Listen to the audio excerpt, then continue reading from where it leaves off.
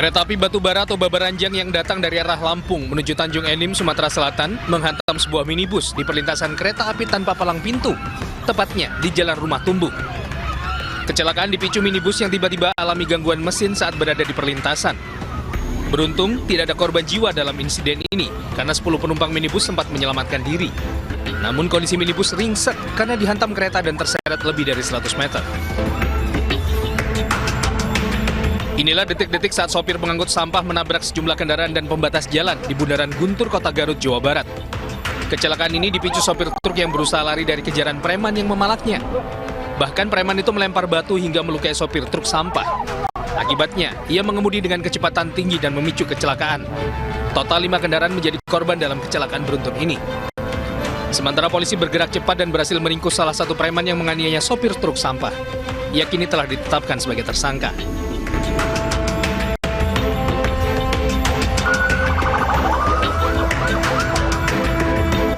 Di tengah kepadatan lalu lintas di kawasan Puncak Bogor, Jawa Barat, polisi memutuskan melawan arus satu arah untuk menyelamatkan korban.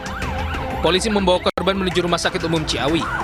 Kepolisian menyatakan dugaan penyebab kematian korban adalah kelelahan. Dari hasil pemeriksaan medis tidak ditemukan adanya penyakit bawaan. Berdasar informasi yang diterima dari RSUD Ciawi, di dalam mobil yang dikendarai korban ada rombongan keluarganya yang hendak mengunjungi Taman Safari. Namun ketika polisi melakukan rekayasa lalu lintas one way arah Puncak menuju Jakarta, sang pengemudi pingsan di depan Polsek Cisarua. Korban sempat mendapat pertolongan di RSUD Ciawi sekitar 20 menit, namun nyawanya tidak tertolong.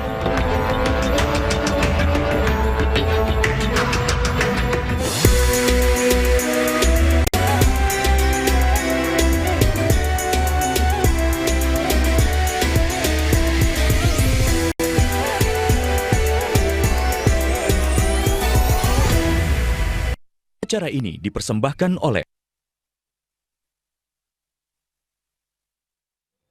Hari ketiga usai Lebaran, arus balik pemudik memadati sejumlah ruas jalan arteri Pantura, Jawa Barat.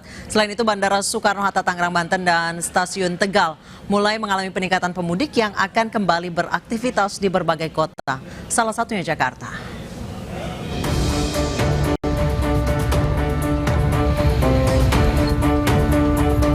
Dua hari setelah Lebaran, arus balik mulai memadati simpang lampu merah 4 Palimanan, Kabupaten Cirebon, Rabu siang.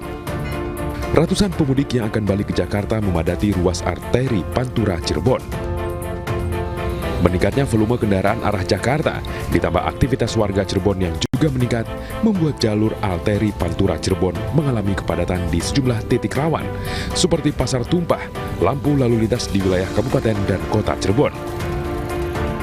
Diperkirakan kepadatan arus balik Lebaran akan terus terjadi hingga hari Kamis mendatang.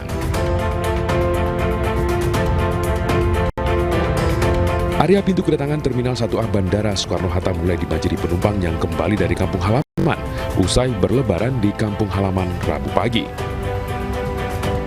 Pemudik yang kembali lebih awal ini untuk menghindari kepadatan, sedangkan kedatangan penumpang di 3 hari setelah Lebaran Bandara Suta diprediksi berjumlah 51.101 orang, dengan jumlah pergerakan pesawat mencapai 390 penerbangan.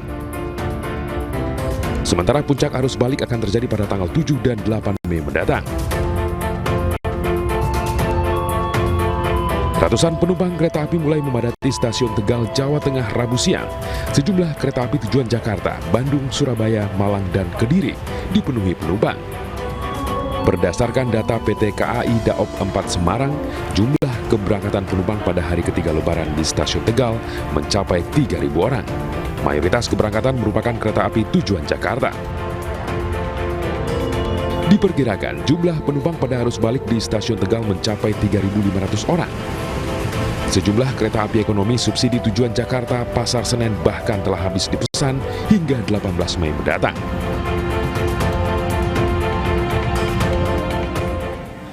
Pemirsa, kita akan pantau arus balik Lebaran dari sejumlah titik. Sudah ada Nadia Valeri di gerbang tol Cikampek Utama, Jawa Barat, dan Vito Erlangga di Simpang Gentong, Tasikmalaya, Jawa Barat. Kita ke Nadia Valeri terlebih dahulu. Nadia, seperti apa suasana terkini di gerbang tol Cikampek Utama? Apakah sudah terlihat arus balik? Ya, selamat malam Anissa dan juga pemirsa. Hari ketiga perayaan Idul Fitri 1443 Hijriah di ruas tol Jakarta Cikampek memasuki gerbang tol Cikampek Utama ini tercatat sudah ada peningkatan jumlah volume kendaraan untuk arah arus balik atau dari arah ruas tol Trans Jawa dan juga tol Bandung Cipularang menuju kembali ke Jakarta. Di mana peningkatan yang terjadi secara cukup signifikan ini membuat pagi hari tadi Korlantas Polri memperlakukan skema rekayasa lalu lintas berupa kontraflow yang diterapkan dari mulai titik kilometer ke-36 hingga kilometer 65. Namun karena kepadatan sudah berhasil diuraikan melalui skema kontraflow tadi, Anissa dan juga pemirsa, pada pukul 16.30 waktu Indonesia Barat, skema rekayasa lalu lintas ini sudah resmi dihentikan dan saat ini arus lalu lintasnya berjalan lancar dan juga kondusif. Untuk peningkatan jumlah volume kendaraan ini diperkirakan akan terus terjadi hingga nantinya puncaknya terjadi pada akhir pekan ini, tepatnya dimulai pada Jumat 6 Mei dan berlangsung selama kurang lebih 3 hari hingga Minggu 8 Mei 2022, yang mana minggu ini diperkirakan akan menjadi puncak arus balik dengan prediksi kendaraan tertinggi yang melintas ini sebanyak 170.000 kendaraan atau meningkat 100% dibandingkan dengan kondisi arus lalu lintas normal di luar puncak arus balik Lebaran. Untuk nantinya Anissa dan juga pemirsa, pada prediksi arus balik nanti Korlantas Polri akan menerapkan skema rekayasa lalu lintas yakni berupa one way dan juga kontraflow yang akan dimulai pada Jumat 6 Mei 2022 mendatang. Untuk one way ini akan diterapkan jika nantinya arus balik ke Jakarta volume kendaraan yang meningkat. Ini rencananya akan diterapkan pada Jumat mulai pukul 14.00 waktu Indonesia Barat hingga pukul 24 dini hari waktu Indonesia Barat. Anissa. Baik, terima kasih Nadia Valeri dan kita akan beralih ke rekan Vito Erlangga yang berada di Simpang Gentong, Tasikmalaya, Jawa Barat. Vito, apakah sudah terlihat arus balik di sana atau masih ramai oleh pemudik lokal?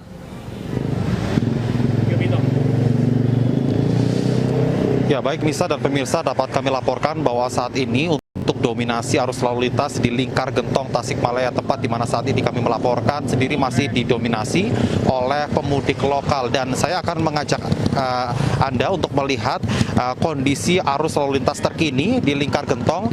Bahwa Anissa, dapat kami informasikan bahwa baru saja sekitar pukul 18.00 waktu Indonesia Barat atau sekitar 10 menit yang lalu terjadi kembali kepadatan di arus lalu lintas Gentong, tepatnya di tempat di mana saat ini kami melaporkan, dan saat ini mayoritas kendaraan yaitu mengarah dari Bandung menuju ke arah Tasikmalaya.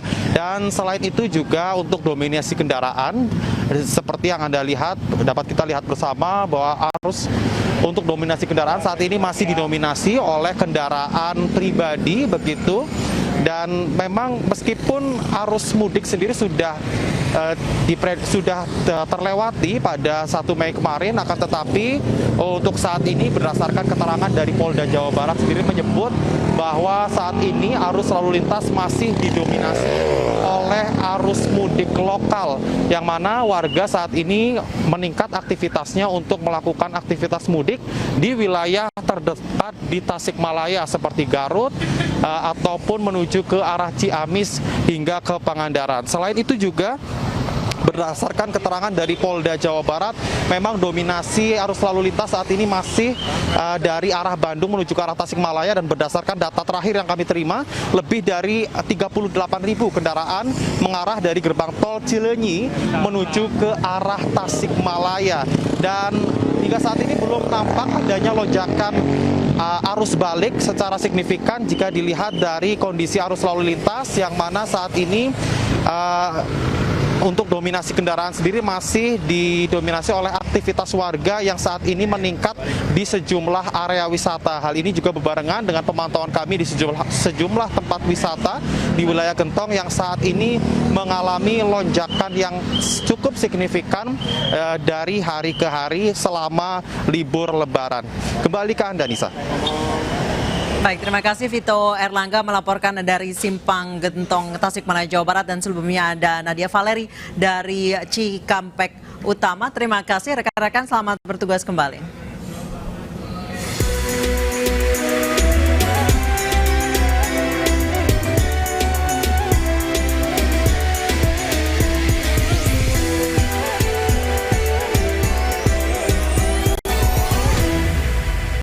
Acara ini dipersembahkan oleh Pemirsa, aktris senior Mieke Wijaya tutup usia karena sakit. Informasi selengkapnya akan kami hadirkan usai jeda. Tetap bersama kami.